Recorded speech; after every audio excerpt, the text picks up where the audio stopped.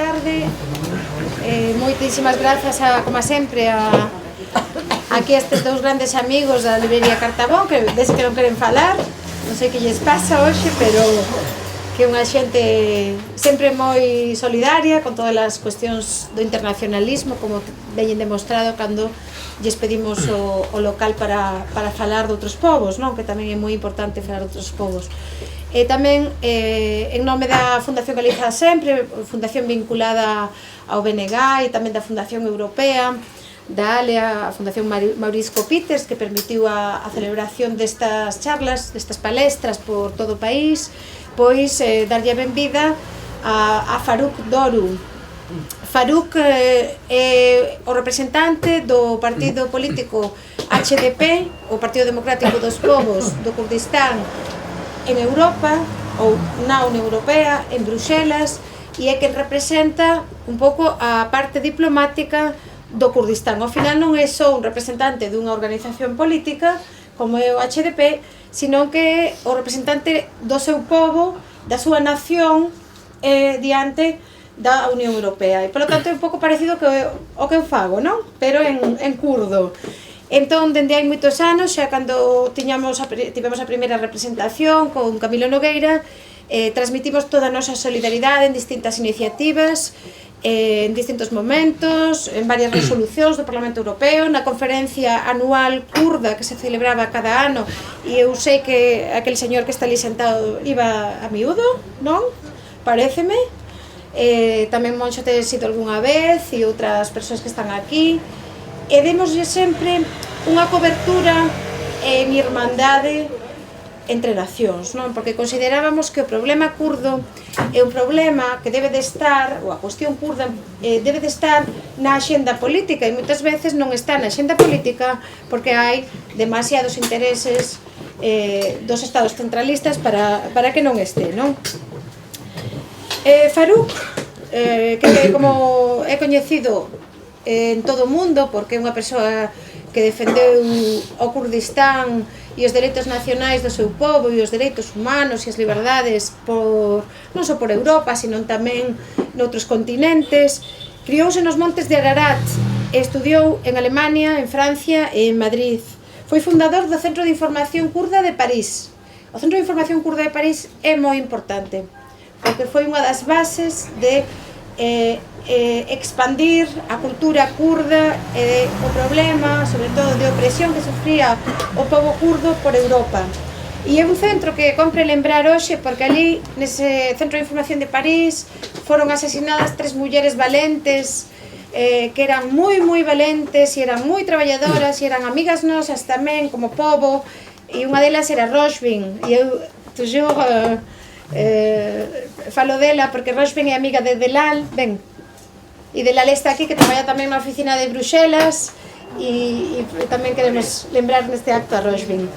E a Rojbin e as súas dúas compañeiras que foron vilmente asesinadas en Francia, nun estado que é soberano, no que realmente Turquía non ten ninguna capacidade, pero que os servizos secretos de Turquía presupónse ou intúese, ou hai abundantes probas como para confirmar que foron ali asesinadas hai 3 anos. Pois Faruk traballou ali, traballou en temas de cooperación descentralizada, en temas de Oriente Medio, en distintos xornais e consultoras, e foi sobre todo representante da cuestión kurda no Parlamento Europeo, porque as nacións non traballamos cunha perspectiva só pequena, sino ampla, para poder defender todas as cuestións nos lugares nos que toca defendelas, non? E entón, na actualidade, dende que se funda o partido HDP, é o representante desta organización política, é membro do Comité Internacional do Foro Social Mundial tamén, e é o representante en Bruxelas, como vos decía, non? Que é o HDP? O HDP é unha organización política que aglutina como movimento amplo e como brazo político do Congreso Democrático dos Povos a unha serie de organizacións nacionalistas, de movimentos sociais e de partidos de esquerda de todo o Kurdistán. E o que pretendeu é combater a esa maioría islamo-conservadora que está dominada pola tendencia de Erdogan e que goberna Turquía dende hai décadas. Este partido é paritario, o partido de base pro-kurda, pero máis plural de toda Turquía. Ten unha cuota, ademais ten cuestións así simbólicas, non? Como que sacaron nas eleccións un 13,1% dos votos en toda Turquía, 80 escanos. Erdogan, enfadado con aquel resultado, fixo repetir as eleccións e poñendo un mínimo dun 10% e baixaron a 59 escanos. Ten o que decía, unha cuota paritaria sempre, un 10% de cuota LGBTI, eso é inaudito en Oriente Medio, o primeiro partido, organización política que se declara na defensa dos dereitos LGBTI, por exemplo, é feminista, é ecoloxista, é o único partido que reflexa o pluralismo político e étnico de toda Turquía, porque non é só o povo kurdo, sino que, como vos explicará Faruk, hai moitos máis povos. E decir que o Kurdistán é unha nación espallada en moitos lugares, é unha nación prohibida, porque nos estados nos que hai pobo kurdo non se recoñece como tal. E esta é a cuestión a debate nestes momentos nun Oriente Medio que non atopará nunca paz se non atende a cuestión kurda, non? E se non para a represión. Nestes momentos Turquía está reprimindo o pobo kurdo ferozmente, está pechando xornais, quere romper a inmunidade dos parlamentares, da xente do HDP, e ademais quere negar a existencia dun pobo, negar a súa lingua. Nós aquí, pois o único que podemos facer é transmitir a solidaridade, ir ali cando podemos, como recentemente estuvemos no congreso do HDP, onde se ve claramente a forza de voto e a forza de representación social que ten o movimento kurdo, e transmitir sobre todo o noso aprezo, noso respeito como povo, e por iso tamén agradecemos muitísimo que hoxe viñerades a estar con esta persoa que, dende logo, un amigo tamén do povo galego, como demostrou sempre que lle pedimos colaboración para a defensa dos dereitos nacionais, das liberdades, e para a cuestión en xeral da defensa das nacións, non? Así que benvido a Galiza, benvido a Vigo, que é a mellor cidade de Galiza, sen dúbida, porque dixeron que de todo o que viron foi o que máis lle gustou, entón agradecemos moito. Desa palabra, Faruk, benvido,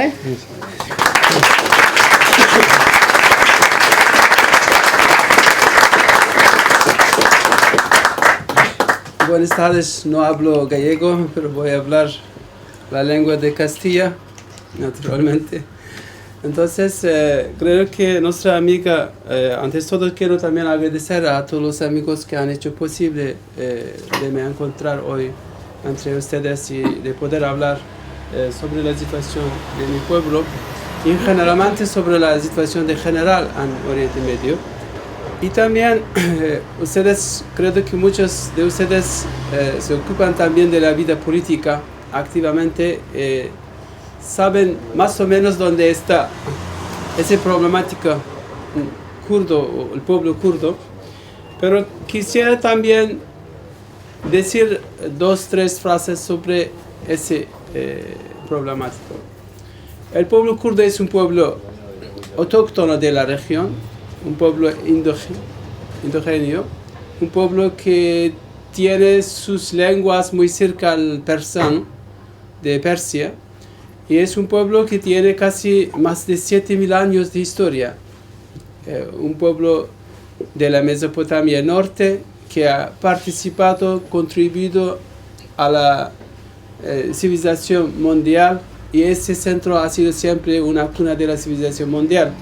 Y desde al principio hasta hoy nos encontramos siempre en guerras, y guerras de diferentes sortes, guerras de religiones, guerras de cruzadas, guerras de imperiales, y desde hace más de 100 años, con un acuerdo secreto que han hecho entre la Francia e ingleses, que se llamaba, está conocido como Acuerdo de Sykes-Picot, que han dividido nuestro país en un hotel de Bruselas sobre una mesa, diciendo esa es la zona de intereses de ingleses, esa es la zona de intereses de franceses, y después adaptaron y crearon esos gobiernos, estados de nación en esta área, trayendo algunas tribus de árabes, le han puesto a Bagdad, otros le han puesto a Damascus,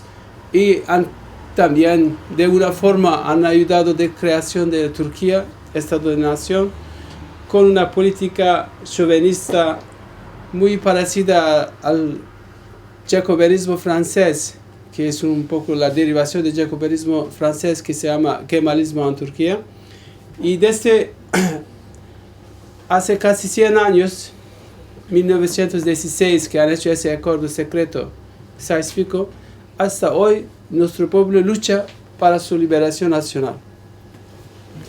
En distintas partes del Kurdistán siempre esa lucha ha continuado, y los gobiernos que se encuentran hoy día en esta área y también sus aliados han utilizado todos tipos de armamentos contra nuestro pueblo, incluso armas químicas, todo tipo de armamento moderno de los estados existentes.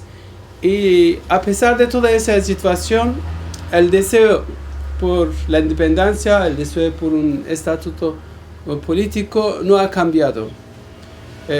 Hoy día nos encontramos divididos entre 4 estados: Turquía, Irán, Irak y Siria.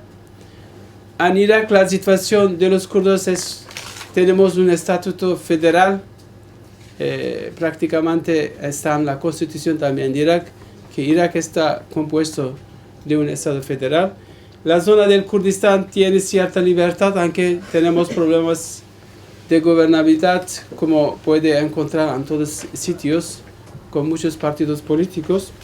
En la zona de Turquía los kurdos oficialmente no existimos, porque los últimos 80 años del gobierno turco ha sido creado una política basada sobre la negación y la destrucción de la identidad kurda.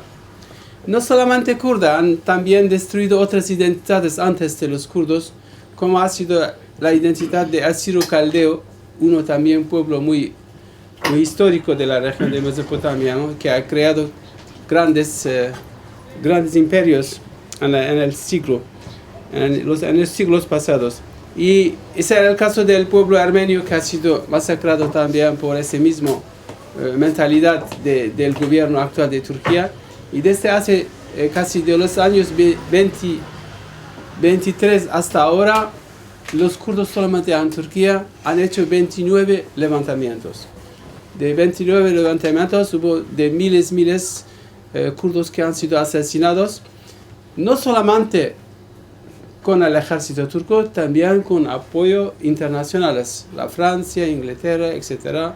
siempre han aportado su apoyo en estas masacres. Hoy día la política del Estado turco no ha cambiado.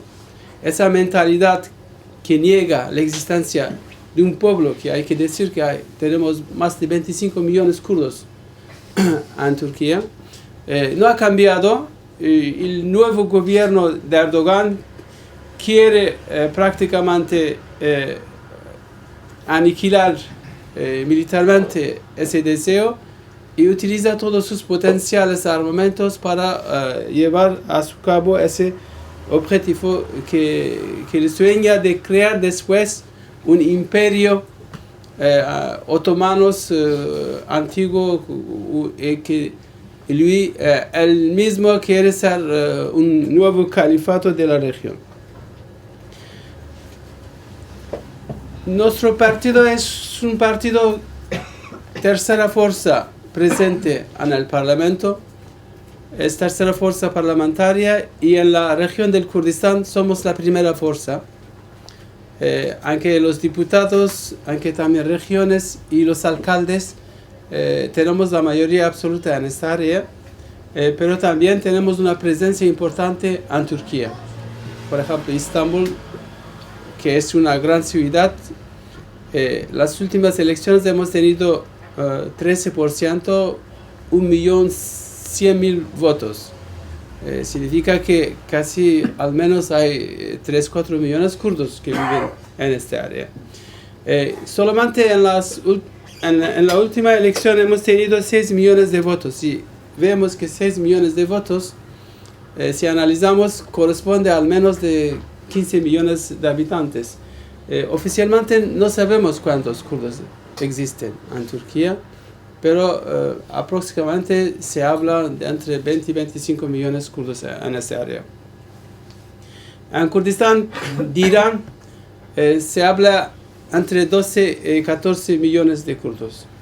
En Irak se habla de 5 a 6 millones de kurdos. En Siria, donde nosotros le llamamos Rojava, también hay 3 millones, más de 3 millones de kurdos. Conjuntamente es un pueblo que pasa de 40 millones de habitantes en esta área, vive sobre su propio territorio, el Kurdistán, pero hay las divisiones artificiales que hoy día algunas esas divisiones ya no existen. Por ejemplo, la frontera del Kurdistán de Siria y de Kurdistán de Irak está controlado totalmente por los kurdos. Incluso la gran frontera entre Turquía, Irak y Siria está controlada por los kurdos. Entonces, de facto, esas fronteras que han sido creadas por fuerzas multinacionales, franceses e ingleses, ese reparto sáspico prácticamente está muerto. Pero los gobiernos intentan por todas formas de poder guardar, poder proteger esas fronteras. En Turquía realmente hubo también tiempos en que con la participación o con la mediación de algunos estados europeos hubo encuentros entre el Partido de los Trabajadores del Kurdistán y el gobierno turco en Oslo, tiempos de negociaciones para encontrar una solución política, pero finalmente no hemos llegado a un acuerdo político, porque el gobierno turco, el gobierno que ahora, hoy día, vive en Turquía, el partido de Erdogan, realmente con todos esos encuentros, con todas esas intenciones, ha buscado de consolidar sus propias fuerzas, apoyándose de los kurdos, y finalmente hemos visto que no tenían un proyecto político, solamente querían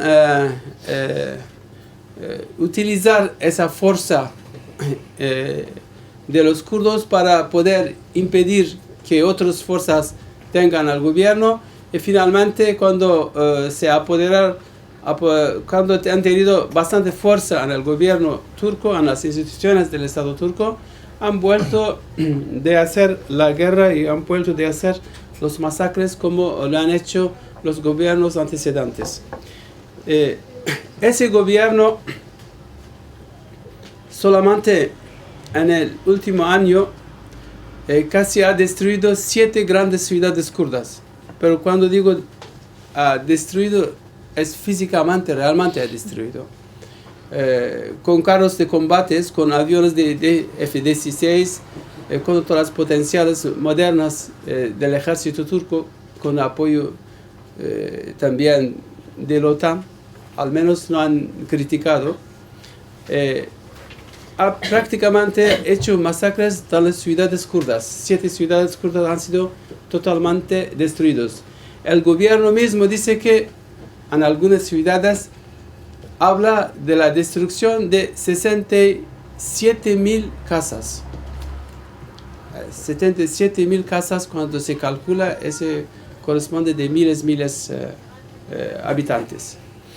Hay prácticamente 1,5 millones de kurdos que han sido desplazados, porque prácticamente han perdido sus casas, han perdido sus negocios, han perdido como sus librerías, y ese realmente ha creado un fenómeno también, no solamente de masacres, pero un fenómeno económico, un desastre económico también en esta región. Esas gentes todavía viven alrededor de las ciudades y buscan de solidaridad entre los kurdos. En realidad, el objetivo del gobierno turco era de poder expulsar, les obligar de refugiarse en otras zonas, aunque sea en Turquía, aunque sea en Europa, y de poder traer migraciones desde Siria, migraciones árabes, y cambiar con esos los centros de ciudades kurdos étnicamente. Ese es el objetivo del gobierno. Otro objetivo que no han, realmente lo han dicho muy abiertamente, dar la nacionalidad a esos 2,5 millones de refugiados de origen sirios, que son de gran mayoría realmente gentes también muy islamistas, para poder en las elecciones que voten al partido al poder, así que se podrían también cambiar políticamente las relaciones de fuerzas políticas en esta área. Claro, ese es el objetivo oficialmente que defiende el gobierno turco. Y ahora ha intentado de crear algunos centros también en las ciudades kurdas de origen alevitas, que son realmente religiones muy conflictivas uno contra otro. Pero no sabemos si van a llevar hasta el final ese objetivo, pero el objetivo es así. Aparte de ese, el gobierno turco intenta de impedir que los kurdos tengan un estatuto político en la área. Por ejemplo, el jefe del gobierno turco, Erdogan, dice abiertamente que va a impedir que los kurdos tengan un estatuto político en Siria que le cuesta al gobierno turco. Van a impedir. ¿Qué significa?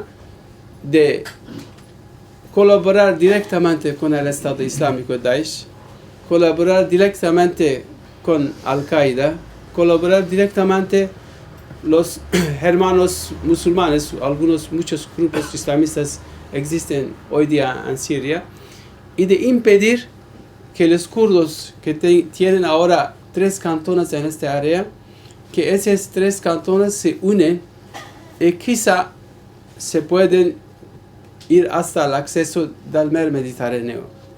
Eso le dicen abiertamente, no queremos que los kurdos lleguen al Mediterráneo, porque si los kurdos llegan al Mediterráneo pueden crear sus propios estados independientes, puede ser peligro para Turquía, y los kurdos de Turquía también pueden despertarse, etcétera, etcétera. Esa política de Turquía intenta también de tener aliados a nivel internacionales. Y desgraciadamente, como hemos sido ocupados por 4 estados, esos estados en la región tienen también sus aliados.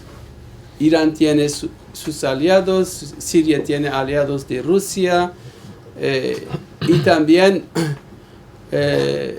Turquía tiene sus aliados como Arabia Saudita, Qatar, Estados Unidos, muchos países de la Unión Europea. Entonces, toda esa fuerza, de una manera u otra, se encuentra contra ese objetivo de facto de los kurdos que quieren justamente decidir su propio futuro en esta área. Hoy día podemos decir en Oriente Medio realmente hay una tercera guerra mundial, porque en las zonas donde nosotros luchamos no somos solamente nosotros, están Estados Unidos, está Francia, está Inglaterra, está Arabia Saudita, está Turquía, está Irán, está Líbano. Todas tienen fuerzas armadas sobre el territorio kurdo y en Siria. Y la guerra que se lleva ahí no es una guerra solamente de los kurdos. ¿Y qué objetivos políticos tienen esos? Por ejemplo, nosotros tenemos un objetivo político. Tenemos una propuesta política y una solución para la región. Pero otros también tienen. Al-Qaeda, Al-Nusra, Estado Islámico, Daesh, ellos quieren crear un estado de Sharia. Volver al siglo 6, 7 y llevar con esa mentalidad la región. Y ya han hecho muchas masacres. Ustedes han dicho que han visto seguramente en los medios de comunicaciones, han hecho masacres contra la religión kurda una zona que se llama Shengal, han matado de miles de personas porque no eran musulmanes, han matado a los cristianos porque ellos pensaban que deberían ser eliminados. Casi han matado a todas las gentes que no pensaban como ellos. Esa era la reacción, el modelo de Islam en esta área. Turquía, como con Arabia Saudita y Qatar, apoyan esos movimientos. Sabemos que Turquía da todo tipo de armamento a ese grupo, porque cuando vemos grupos como Al-Qaeda, Al-Nusra, Daesh, tienen todo tipo de armamentos modernos. Último modelo de carros de combates, armas pesadas de primer grado, municiones sin problemas, de millones de municiones. ¿Y dónde traen esos? Solamente han recuperado del ejército sirio. No, es una mentira, no es esto. Porque tienen todo ese tipo de armamento pagado por Arabia Saudita, Qatar y a través de Turquía. Y muchos periodistas internacionales, muchos servicios secretos europeos lo saben muy exactamente. Esa relación de Arabia Saudita, Qatar, Turquía con el Daesh, Estado Islámico. Es muy claro esa situación. Entonces, otra alternativa existente son los gobiernos actuales. El Estado turco, Arabia Saudita, parece que como vende petróleo, etc., se muestran como ejemplo democrático en el Oriente Medio, que las mujeres no tienen ni derecho a hablar, ni votar, y que solamente el jefe del tribu decide por toda la población, y es la democracia. Con quien trabajan casi todos los estados europeos, muy buenas intenciones, o Estados Unidos.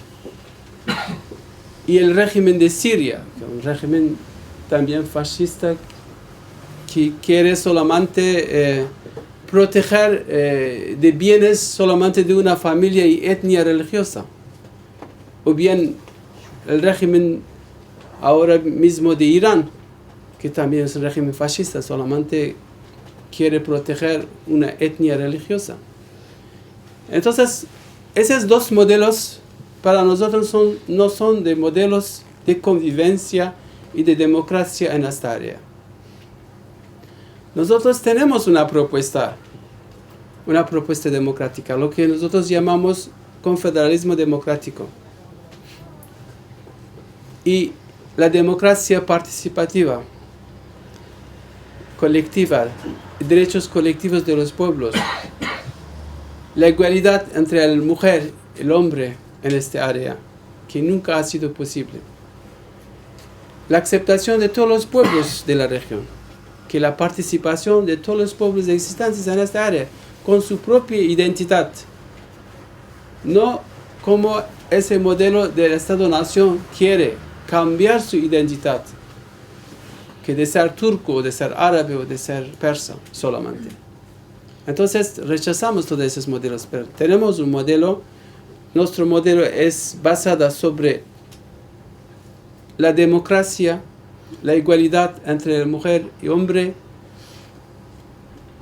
una política aceptable de medio ambiente, una política de contribución igual de las riquezas de la región, como es el agua, petróleo, y también una participación directa, una participación democrática de los representantes de todos los pueblos que viven en esta área. Esa política lo aplicamos con nuestra fuerza que tengamos en Kurdistán Norte, Turquía. Por ejemplo, nuestro partido está dirigido por un sistema de copresidencia. Todos nuestros alcaldes o presidentes de regiones son dirigidas por un sistema de copresidencia. Siempre hay un hombre y una mujer que dirige esos sectores, y también nuestro grupo parlamentario en el Parlamento turco funciona de esa forma, y prácticamente somos el único grupo parlamentario, aunque existe los representantes diputados armenios, asirio-caldeos, árabes, turcos, yezidis, las religiones como de alevitas, sunitas, etc. Es el único grupo, pero todas gentes tienen su propia identidad.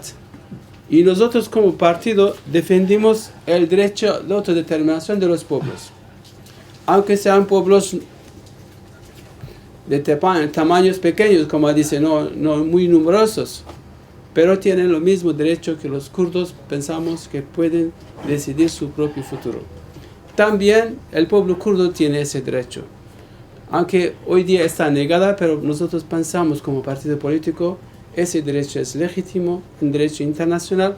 Incluso los estados coloniales de esta área han firmado esos decretos, esas leyes de Naciones Unidas.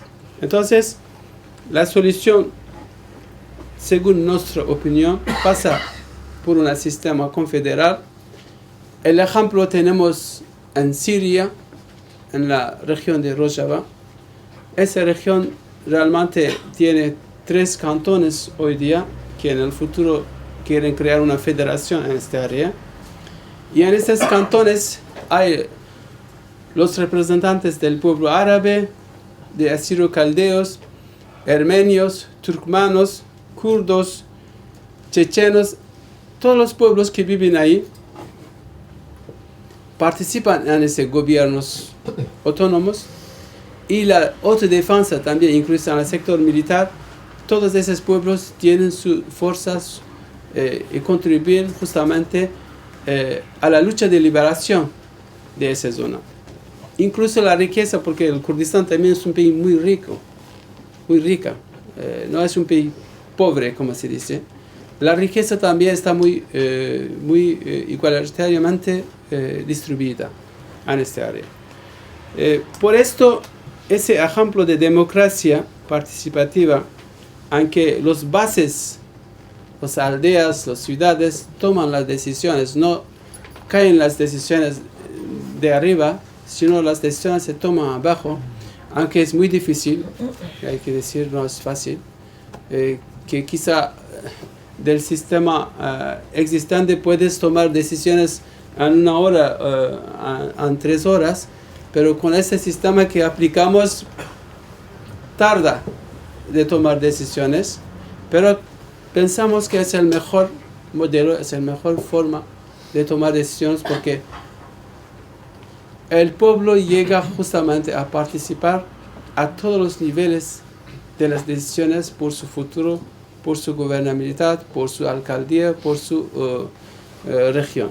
Entonces pensamos que ese modelo puede ser un modelo interesante, un modelo viable para solucionar todos esos conflictos de la región. Ahora no es fácil, como he dicho, porque es la zona en que se lleva una tercera guerra mundial. Estados Unidos por ahora no encuentra otra fuerza política en la región, entonces colaboran de una cierta forma con las fuerzas armadas kurdas en Siria. Rusia tiene conflictos, hasta una semana tenía bastante conflictos con Turquía, también colaboraba con las fuerzas kurdas en esta área, y el régimen de Bashar al-Assad no tiene fuerza para llevar una lucha contra nosotros. Ha intentado 2 o 3 veces, pero no llegó. Entonces ha abandonado ese tesis de vencer militarmente los kurdos, y ese justamente modelo que está compuesto quizá mayoritariamente por los kurdos, pero con la participación también de todos los otros pueblos de la región. La zona todavía no es estable, no sabemos por dónde va a ir, pero como he dicho, nosotros nos encontramos al turno de valores democráticos y universales, y pensamos que esos valores democráticos y universales deben ser también apoyados por todas las fuerzas democráticas y por todas las fuerzas que compartimos justamente todos estos valores humanos y democráticos en el mundo. Esa es nuestra lucha actualmente. El gobierno turco, como he dicho, intenta de aniquilar todas esas ideas. El caso de que ahora quiere meter en cárcel nuestros diputados,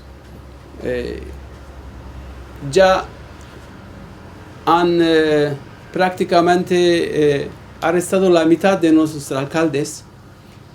Hoy día ya han sacado una ley que le permite de destituir simplemente los alcaldes por administraciones del Estado.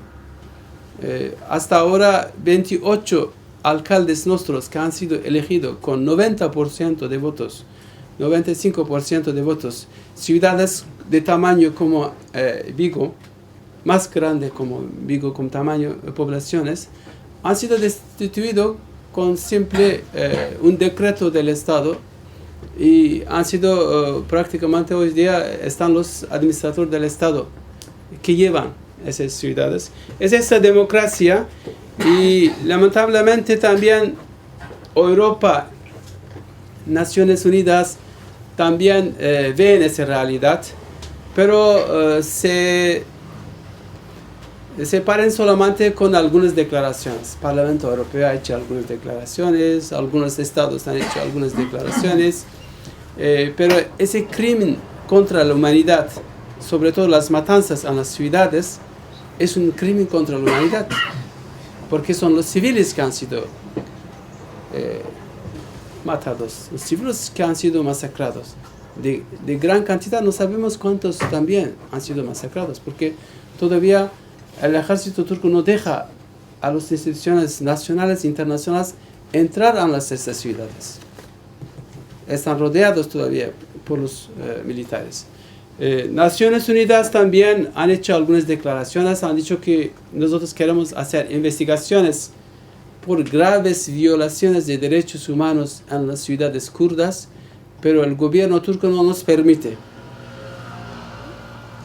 Han vuelto de hacer algunas otras declaraciones que el gobierno turco no le permite. Entonces, cuando el gobierno turco no le permite, pues no pueden entrar. No pueden, los periodistas no pueden entrar, incluso nuestros propios parlamentarios no pueden entrar. Y hay una guerra muy fuerte entre la guerrilla del PKK y el gobierno turco en esta área. Cada día mueren 10, 15 militares, y también viceversa, combatantes también. La arrestación es masiva. El gobierno turco ha utilizado ese tentativa del golpe de Estado de 15 de julio de este año, haciendo un golpe de Estado, nosotros decimos golpe de Estado civil. Prácticamente más de 130.000 gentes de la administración turca han sido excluidos de los trabajos, y de nuestro partido también hay de miles de personas que han sido alejadas de sus trabajos. Por ejemplo, en el caso de enseñantes, solamente en un día el gobierno ha alejado 12.000 enseñantes kurdos de un sindicato. 12.000. Claro, es un problema mayor que afecta a toda la sociedad. Hoy día podemos decir que el gobierno de Erdogan es un gobierno fascista, de una dictadura a la turca. Esa dictadura a la turca prácticamente controla todo el aparato del Estado, la justicia, la gendarmería, policía, el ejército, la administración, los medios de comunicación. Por ejemplo, una semana antes han ilegalizado 20 cadenas kurdas próximas a nuestro movimiento, 20 cadenas estatales, radios y cadenas. Prácticamente hoy día no tenemos ninguna emisión en lengua kurdo porque todos han sido ilegalizados. Y además utiliza su fuerza política y militar haciendo algunos contratos económicos. Eutelsat, que es el monopolio de los medios de comunicación de satélite en Europa, también sobre la petición de Turquía ha cortado la emisión de 2 cadenas kurdas que hacían emisiones desde Europa hacia Kurdistán. Las emisiones interiores todas están prohibidas y del exteriores han hecho un contrato de 1 millón, como se dice en castellano, 1.000 millones de euros, y así también llegaron a cortar las emisiones de televisiones kurdas del exterior también. Entonces, esa es la situación política en Turquía y la situación política en Siria, en Irak, en Irán. Me paro aquí, espero de poder responder a las cuestiones o discusiones, podría ser más enriquecida de esa forma, creo. Gracias.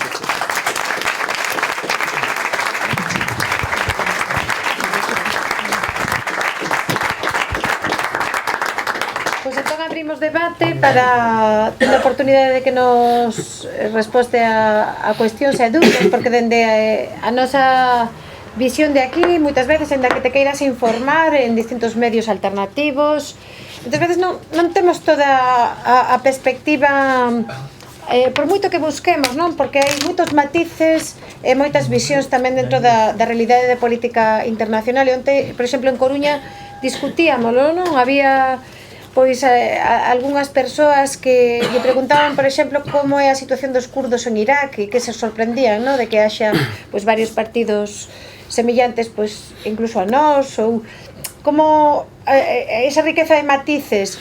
E por lo tanto, pois a ver, desde aí un gran interés, non? Quen se anima a ver? De cómo hacéis para mantener la identidad y la lengua si estáis tan dispersos. Esa es una. Y antes del golpe del 15 de julio, yo había leído que Erdogan que os había concedido enseñar kurdo en las escuelas y varios canales de televisión en kurdo. ¿Eso es verdad o no? ¿Y cómo está? Sí. Por lo que cuentas, los derechos humanos están en la peor situación en este momento en el Kurdistán, porque allá atrás habían mejorado un poco cuando aceptaron que se enseñaran las escuelas, pero está peor que nunca. Sí, peor que hace 20 años. Exactamente. Roberto, do IGADI, que por certo mañán vai a participar nunha conferencia en Pontevedra. Bueno, que voy a preguntar en castelán porque no me entenderás.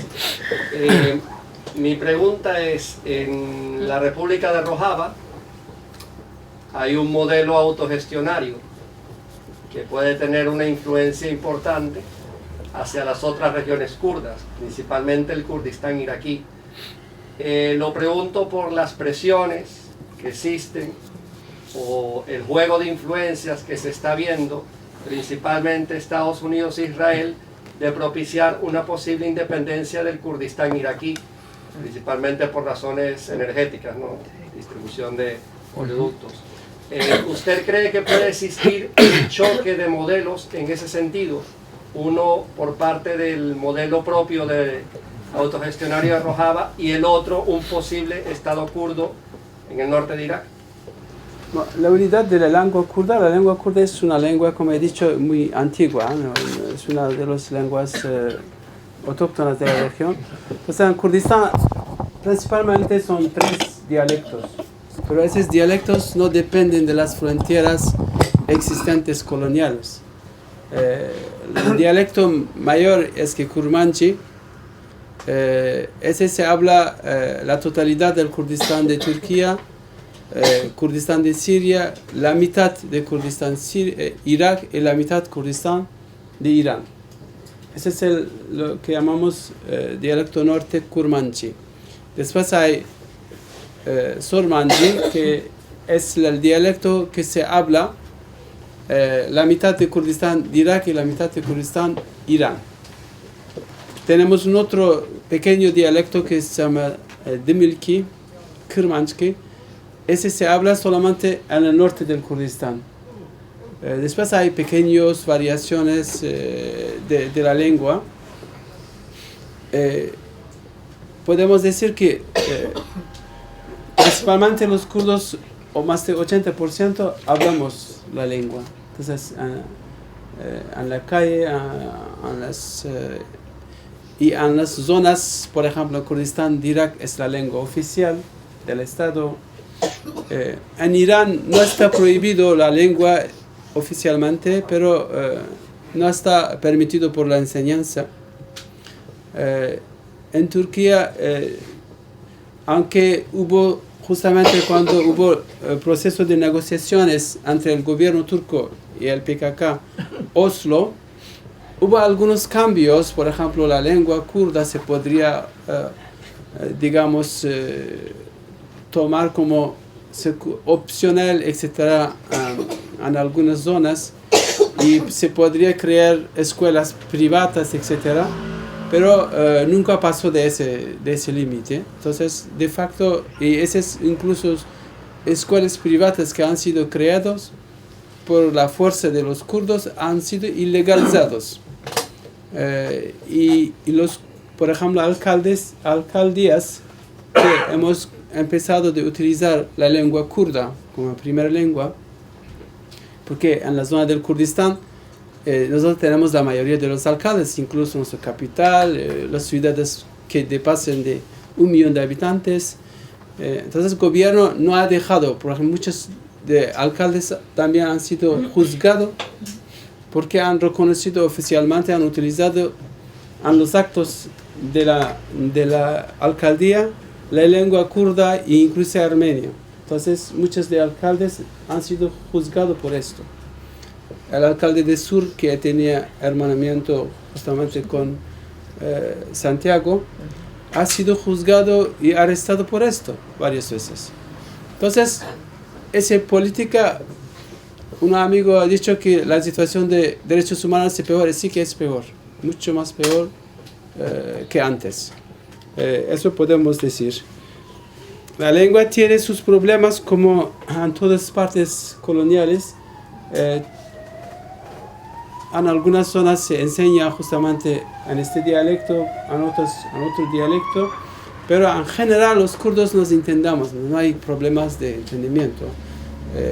Yo, por ejemplo, puedo hablar kurdo con la lengua kurda, puedo fácilmente moverme en todo el espacio del Kurdistán, incluso en Irán, porque la lengua es muy, muy próxima. La lengua kurda y la lengua persa es como castellano e italiano, entonces se entiende, es muy cerca. Pero la lengua turca es una lengua totalmente diferente, no tiene nada que ver, es una lengua altaica.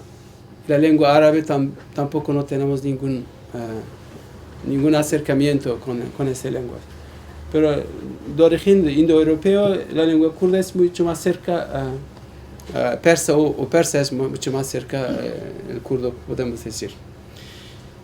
Respecto de la independencia del Kurdistán de Irak y el modelo Kurdistán de Irak y el modelo de Rojava, son dos modelos muy opuestos, es claro, porque incluso hoy día en Kurdistán de Irak tenemos problemas de la gobernabilidad, porque el parlamento no funciona.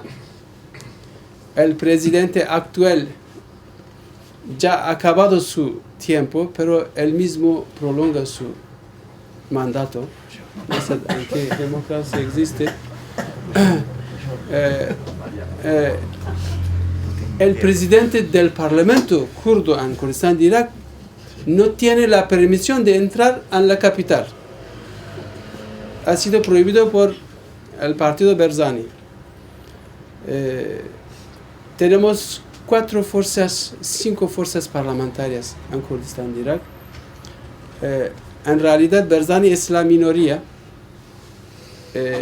pero como tiene un poco monopolio sobre el petróleo y todas las acuerdos que tiene con Turquía, con Erdogan, propio Erdogan, prácticamente le obliga también de colaborar en el aspecto político, económico con ese fascista. Entonces realmente es un problema interno también tenemos en Kurdistán de Irak, hay un problema interno. Nosotros intentamos que no llegamos a un enfrentamiento incluso en nuestro partido. Hace 2 semanas hemos enviado una delegación con nuestro presidente de partido, una delegación parlamentaria. Nos hemos entrevistado con todos los partidos políticos, con presidentes, con el presidente Barzani, Talabani y todos los partidos políticos, para justamente acercar una alianza, un entendimiento. Hemos hecho también una conferencia primera vez conjuntamente en Kurdistán. Pero es un problema interno como puede tener en varios sitios. Ese problema interno afecta mucho, por ejemplo, Kurdistán de Irak. No puede decir Kurdistán de Irak, pero el propio partido Barzani hace embargo sobre Rojava, por ejemplo.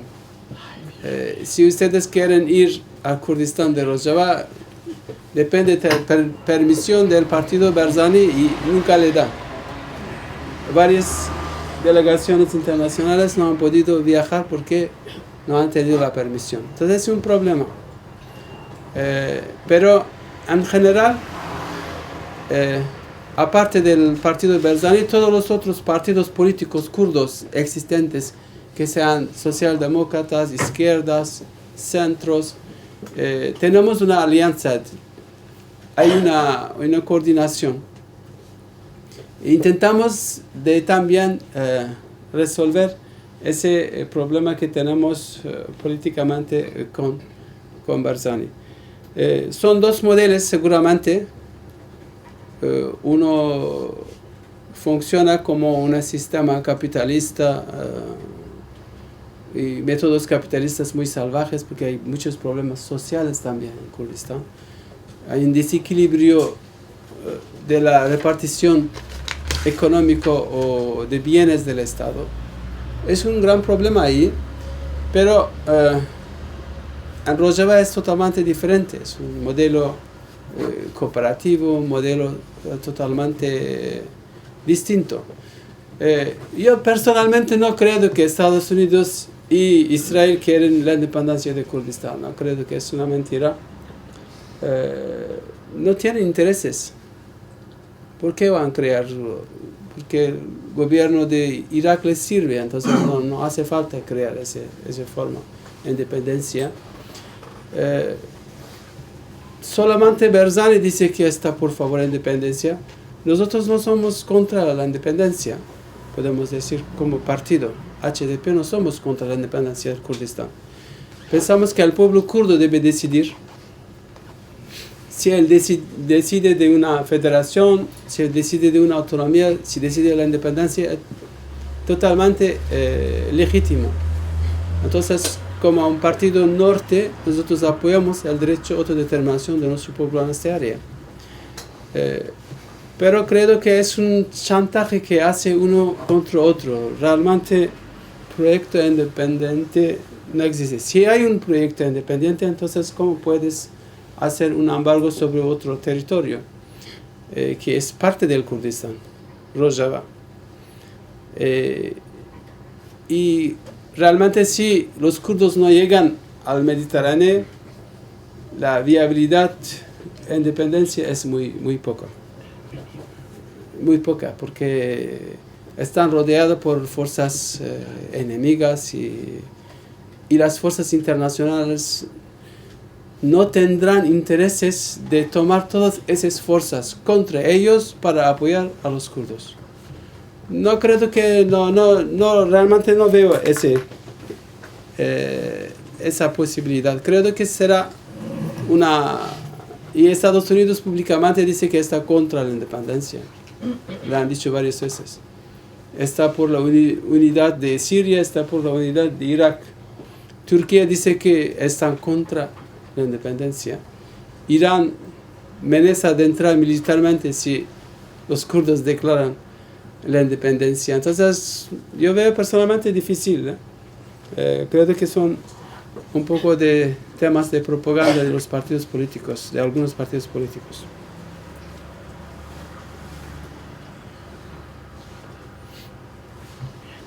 Más cuestiones. Hola, buenas. Estamos con Elisa antes, con tanto. Nada, Pues yo te quería preguntar, porque antes mencionaste un poco la zona de Chechenia, la zona del Cáucaso, y yo quería saber qué relación tiene allí los kurdos con la gente, con los chechenos y con el Cáucaso.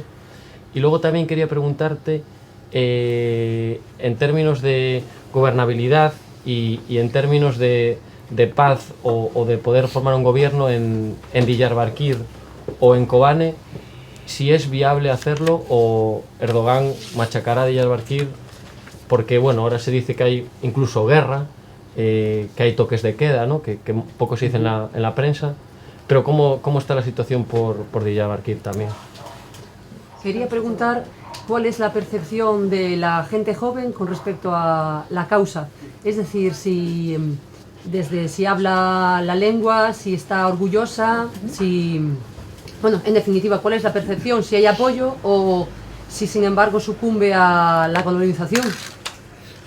En primer lugar, sé que no tenemos la región de Caucasia es muy lejos de nosotros, pero hay chechenos también que viven en estas áreas, que han sido la migración durante los otomanos o durante los regímenes islámicos, etc. Hay chechenos que viven en Siria, tienen en Turquía. Cuando me refiero a los chechenos, de los turkmanos, etc., me refiero a esas gentes que viven en la región de Siria, Irán o Turquía, etc. Al respecto de la situación política de Diyarbakir, claro, Diyarbakir está rodeado por el ejército turco. El Estado no tiene ningún apoyo en esa ciudad. Las últimas elecciones han tenido 15% por ahí el gobierno, pero ese 15% son los militares, son agentes del Estado, etc. Realmente hay muy poca solidaridad, tienen muy poca solidaridad entre la población. Prácticamente hoy día el ejército o la policía no puede fácilmente así andar en las calles de Diyarbakir. Se quedan en sus bases militares, comisarias. Cuando salen con montones de carros de combate, montones de armas blindadas. Hay un enfrentamiento cotidianamente en esta área. En las zonas rurales hay siempre bombardeada por los aviones. Enfrentamientos son muy fuertes en esta área. Claro que nuestro pueblo apoya la lucha de liberación nacional. Entonces no hay esa división donde ellos pueden llegar a 30%, 40%, etc. de la población. Imposible en esta área. Pero hasta ahora utilizan todas sus fuerzas técnicas, sobre todo la aviación. Fuerzas terrestres tampoco no pueden avanzar. A muchas zonas están destruidas también, porque como hemos dicho, la resistencia kurda no es una resistencia de pequeños grupos de guerrilleros que corren derecha e izquierda, porque los kurdos también tenemos unas fuerzas armadas bastante nombradas, como se dice, ¿no? Recuerdo que kurdos mantienen mucho más de 300.000 gentes en armas, entonces el objetivo o el turno del PKK pasa de 100.000 si calculas todas esas fuerzas y diferentes partes del Kurdistán. Entonces, nosotros pensamos que no hay una solución armada. La solución es política. Muchas gentes también en Turquía piensan que la solución es política. Y en el pasado ha mostrado que la solución política es posible, porque si no hubiera sido posible, el gobierno turco no buscaría de negociar durante 2 años y medio con el PKK. Oficialmente el gobierno turco, propio Erdogan, ha negociado durante 2 años y medio con el PKK. Nosotros como fuerzas políticas parlamentarias hemos sido mediadores, hemos tenido reuniones con el presidente del PKK, hemos tenido reuniones con los jefes de guerrilla en Kandil y propio el gobierno había decidido justamente mencionados eran viceprimer ministro, jefe de la servicio de inteligencia, ministro de exteriores que formaban justamente una representación que negociaba casi diariamente con nosotros. Entonces, sí que hay la posibilidad de encontrar una solución política.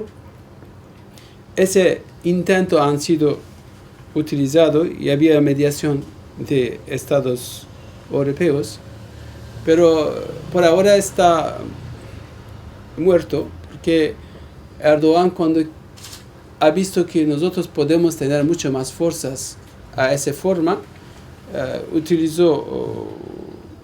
decidió de llevar una guerra, así que con la guerra puede traer todas las fuerzas también de la extrema derecha turca. Y eso es lo que ha pasado. La extrema derecha tenía 40 diputados, 80 diputados, hoy tiene 40 diputados. Toda esa fuerza ha ido a Erdogan. Entonces se ha reforzado con esa forma política fascista y de la religión. Podemos decir que es primera vez ese gobierno ha podido unir las fuerzas muy reaccionarias de derecha nacionalista con las fuerzas islamistas. Normalmente esas dos fuerzas no se unían, se peleaban entre ellos, en el ejército, en la administración, pero con la figura de Erdogan, esas dos fuerzas se unieron. Entonces, esa ha sido también la fuerza de Erdogan hoy. Pero eso no va a durar mucho, creo, porque la destrucción, etcétera, y la destrucción económica también va a tener un efecto sobre el gobierno, entonces cambiará la situación. La juventud, claro que el movimiento kurdo es un movimiento de la juventud, aunque no soy muy joven, pero nuestro movimiento era muy joven, porque también es un movimiento de estudiantes, se llamaba, ¿no? Todo el principio de nuestro movimiento era un movimiento de estudiantes. Entonces, ese movimiento de estudiantes que ha creado justamente el Partido de los Trabajadores del Kurdistán, que es la mayor fuerza hoy día política y militar en Kurdistán. Y nosotros cuando analizamos nuestras bases políticas, al HDP, hemos tenido 6 millones de votos en las últimas elecciones. Y si calculamos de esos 6 millones de votos o analizamos, casi se dice 5,5 millones son simpatizantes del PKK. Gentes, bases que nos han votado. Quizá 500,000 no son del PKK, de bases del PKK, pero no son contra el PKK, son de izquierda, de alternativas de verdes o de minorías étnicas, y esas también no son contra ese movimiento. Entonces, sabemos que nuestras bases, gentes que nos votan, que nos hacen posible que hacemos una política institucional, son también influencia de un cierto partido político. Es un movimiento de jóvenes, un movimiento, claro, la juventud no está perdida como usted mencionaba. No, la juventud es la fuerza principal de nuestro movimiento. Y esta fuerza principal, lamentablemente la guerra así también es de esa juventud que hace, sobre todo al norte del Kurdistán. Pero al Kurdistán de Siria, Rojava es diferente. Prácticamente como la frontera es muy larga, tenemos más de 1.500 kilómetros de frontera. Y cada frontera, cada kilómetro debe ser protegido. Porque el Estado Islámico puede introducirse, hacer atentados, el régimen Bashar al-Assad puede introducirse, el gobierno turco puede intentar de hacer atentados. Entonces necesitamos una protección mayor Y ahí creo que casi todos los kurdos están armados. Los madres, padres, ancianos, todos tipos de gentes realmente son armados y tienen una forma de protección para proteger sus aldeas, proteger sus bienes, proteger sus habitaciones. Es diferente que del norte. Del norte es solamente la lucha de la guerrilla. La fuerza armada es la guerrilla. Y la milicia de la juventud, que también vinculada a la guerrilla. Sí. Unha pregunta e outra atrás. Eu quería preguntar polo Kurdistán do Irán, polo sector iraniano do Kurdistán, qual é a situación política e tamén se o facto de as linguas persa e kurda seren tan próximas favorece ou prexudica a situación sociolingüística do kurdo no Irán. Creo que la zona peor del Kurdistán es Irán, porque es un régimen muy dictatorial, un régimen de un partido único también. No hay ninguna libertad de la prensa, no existen partidos políticos. Todos los candidatos que deben presentarse por las elecciones deben tener la aprobación de la junta religiosa. Entonces nunca llegamos de presentar un candidato, aunque tenemos el apoyo de la mayoría de la población en Kurdistán de Irán. Y es la segunda parte importante como territorio, como habitantes del Kurdistán. Hay muchas gentes que participan en la lucha armada en Rojava, en el norte. Muchos jóvenes kurdos de Irán han fallecido en Kurdistán de Turquía y también de Irak y Siria. Pero políticamente claro que es una zona muy conflictiva. Puede eclatar, como se dice, tener una explosión de la sociedad muy próximamente es Irán, porque Irán también hay otros pueblos, hay 6 pueblos principales en Irán, y esos pueblos no tienen ningún derecho, aunque como he dicho oficialmente la región se llama Kurdistán, Vilayet Kurdistán se llama.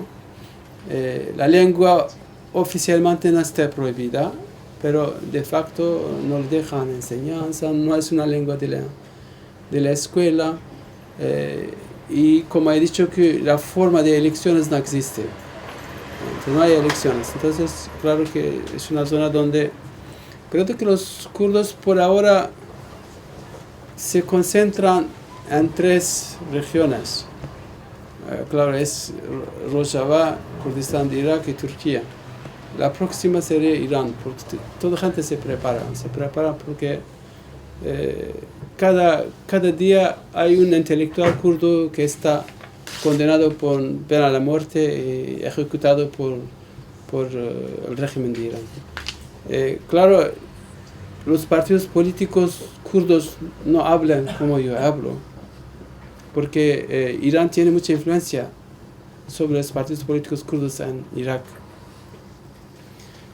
Por relaciones económicas es la puerta de una parte importante del Kurdistán de Irak hacia Irán, una parte que está hacia Turquía, hacia la política, bajo la influencia política del Estado turco, otra parte es bajo la influencia de la política de Irán. Entonces tenemos también esa realidad. Las realidades y las teorías no son siempre las mismas. Muchas veces. Pregunta limpa, ¿no? Comentar, sí. ¿Cuál es Ya estabas ti antes, perdón. Ali atrás, despois ti, entón. Eu quería preguntarlle por, bueno, xa saiu nas últimas preguntas algo sobre o tema, que era cal é a relación do seu movimento político, HDP, co PKK, que, bueno, ata onde eu sei, imagino que é un movimento ilegalizado, ¿no? En Turquía, pero, bueno, que nos sonaba moito máis nas últimas décadas, e imagino que o seu pois, é un movimento que ten menos tempo, non? Menos tradición, menos historia como tal a organización política. Quería saber un poquinho que son esas relacións, se é que existen, ou como se vehiculizan, pode aprofundar un poquito nisso. Pues no tenemos realmente ninguna forma de relaciones orgánicas, ¿no? Porque en realidad conjuntamente el movimiento kurdo es muy autónomo. Incluso, por ejemplo, los kurdos de Siria también tienen una ideología muy cerca al PKK, pero no son del PKK, son de formaciones autónomas. El HDP también es un partido político autónomo que he creado dentro del esquema de las leyes de Turquía. Como le he dicho, creo que ha respondido a esa cuestión de una forma. No tenemos esas relaciones orgánicas, no recibimos nuestras órdenes del PKK como ha sido en el caso de IRA y Sinn Féin. No existe esa relación.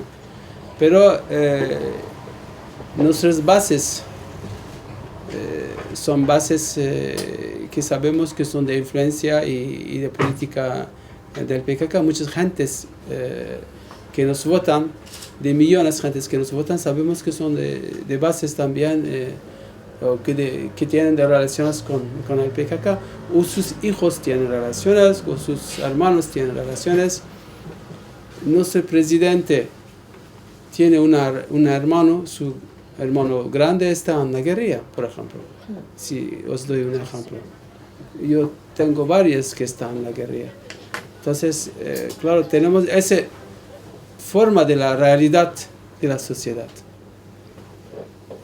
Entonces, de esa forma no podemos negar, pero jurídicamente y orgánicamente no tenemos ese esquema.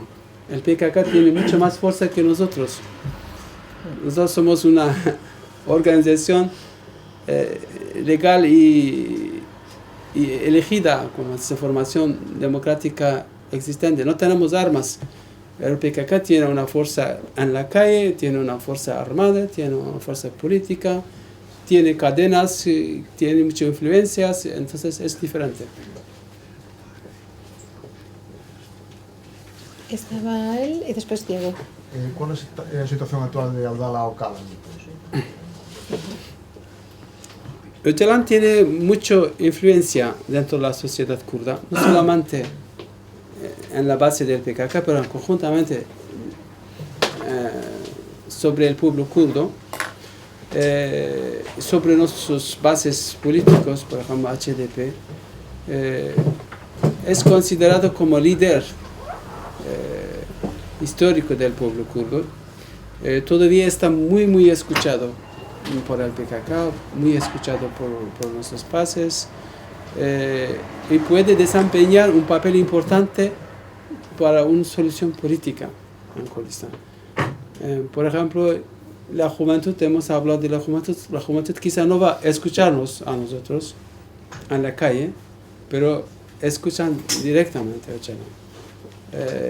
Grupos autónomos también escuchan. Pueden que no nos escuchan diciendo, vosotros sois unos parlamentarios, unos grupos metidos en las instituciones turcos, no vamos a escucharos, etc. Eso se podemos tener en la calle. Pero a Öcalan, en este caso Öcalan, no le escuchan y realmente es considerado como líder.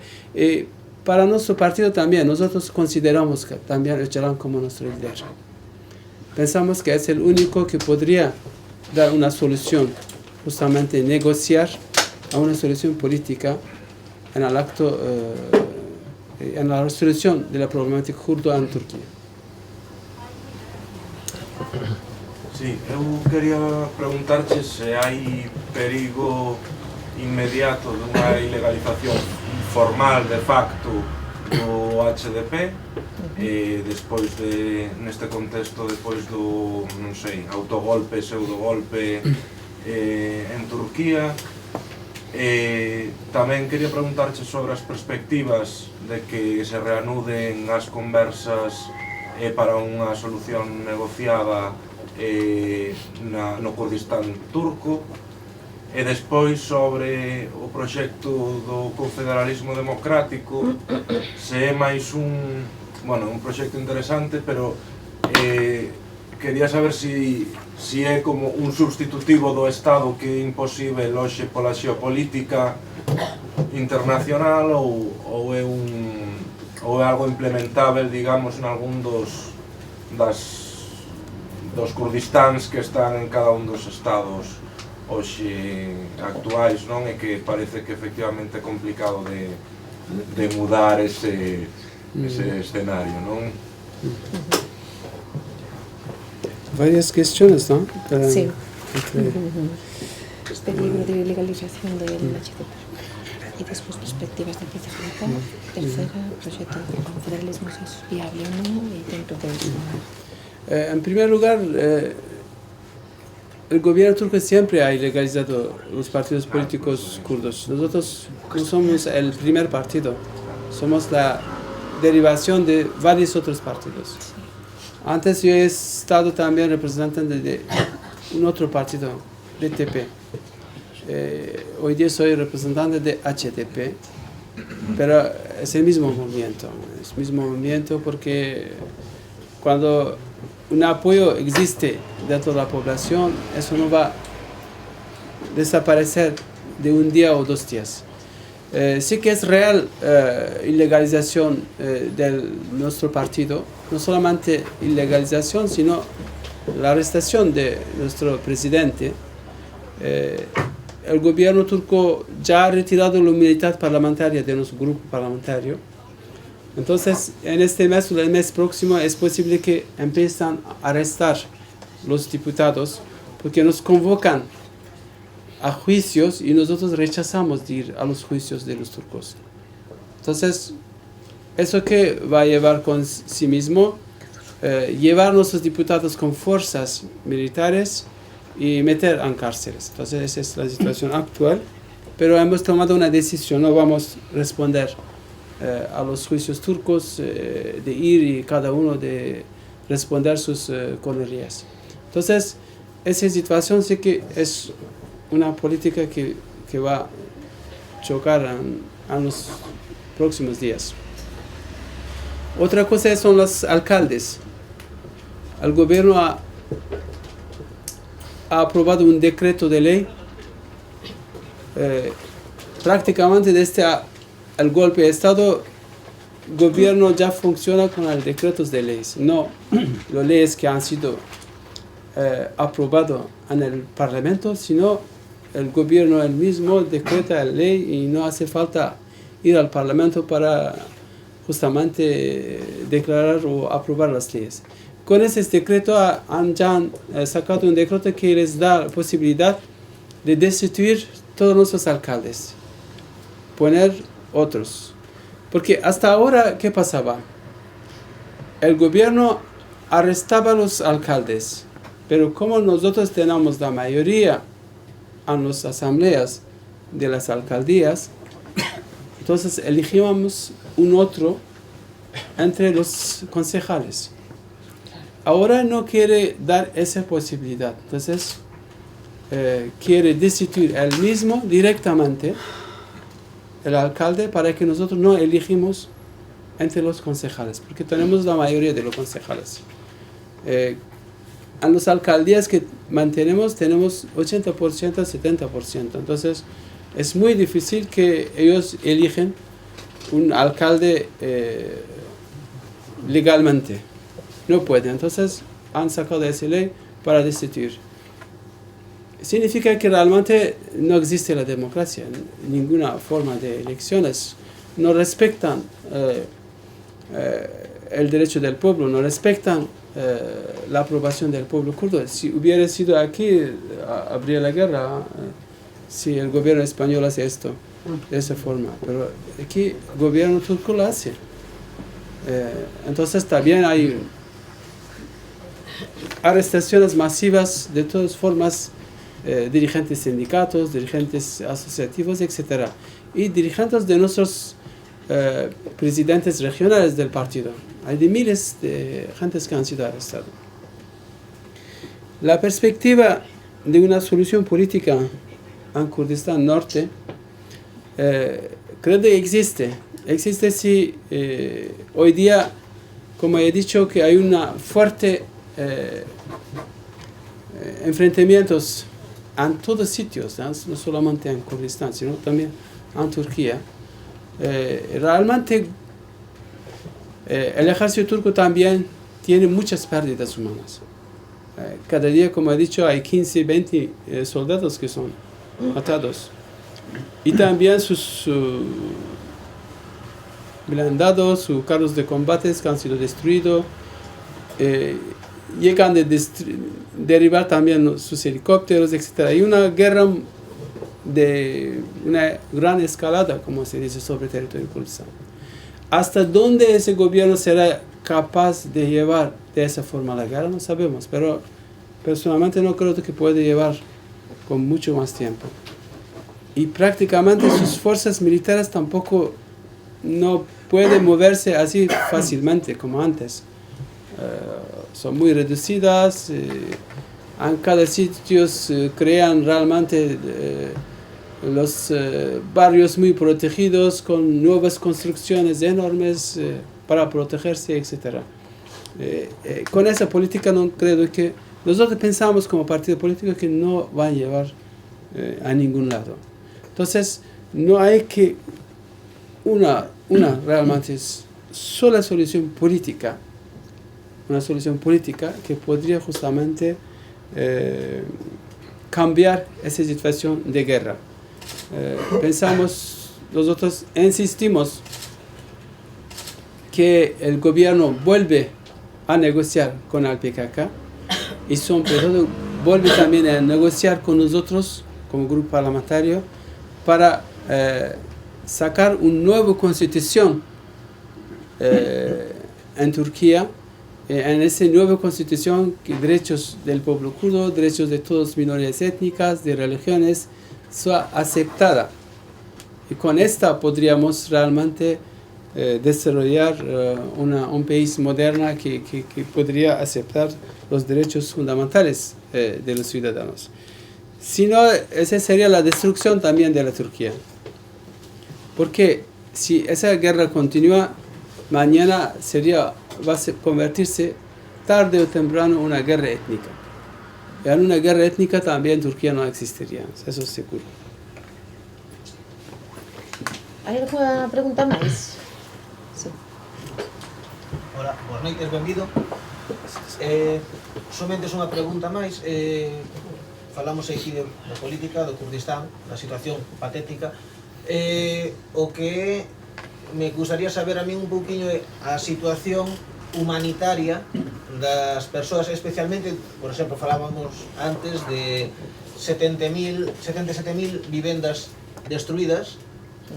Lógicamente iso supón un mínimo de un cuarto de millón ou máis de persoas que se teñen que desplazar, amén do todo que ven a conta desta terceira guerra escondida que temos aí no Oriente Medio. Se as organizacións humanitarias, independentemente xa do que faga a ONU, independentemente de que fagan organizacións de outra índole, están dando unha resposta internacional, é dicir, están dicindo aquí está pasando isto, estamos dando esta resposta, estamos tendo ou non estamos tendo o apoio de outros gobernos ou de outras institucións. Ese problema hemos discutido con Naciones Unidas porque yo llevo una delegación con nuestro presidente, hemos sido recibidos por el presidente del Parlamento Europeo, con el ministro de Exteriores del Parlamento Europeo, con varios ministros de países de la Unión Europea y últimamente con el ministro de Exteriores del gobierno alemán y con el comisario de Derechos Humanos de las Naciones Unidas. Entonces, yo he sido testigo también durante todas esas reuniones.